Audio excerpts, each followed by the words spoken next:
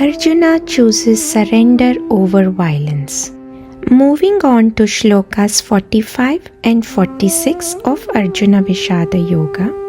Aho bata mahat papam kartum yavasita vayam yadrajya sukha lobhena hantum svajanamudhyataha yadi mama pratikaram ashastram shastrapanayah dhartra rashtrarane hanyas tanme kshemataram bhavet.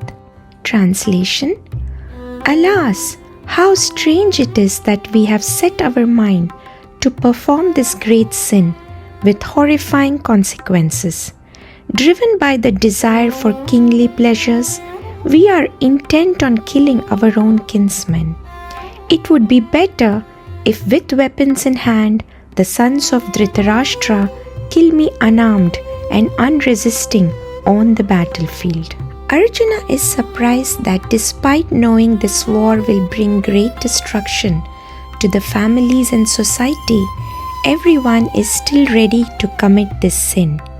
He cries out, alas, after listing the many disasters that could follow. Yet, in his sorrow, he overlooks one important truth. If wrongdoing is not punished, it can harm society even more. His refusal to fight is driven by attachment and emotional compassion. Blinded by these feelings, he forgets his duty as a warrior and becomes willing to lay down his weapons rather than act according to his dharma.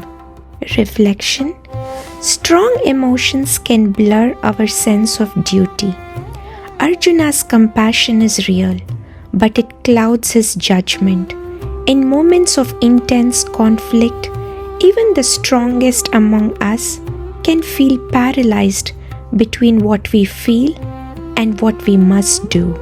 Closing thought: avoiding a hard decision does not remove the need to face it. With this, we conclude Shlokas 45 and 46. Jai Shri Krishna. Thank you for joining me.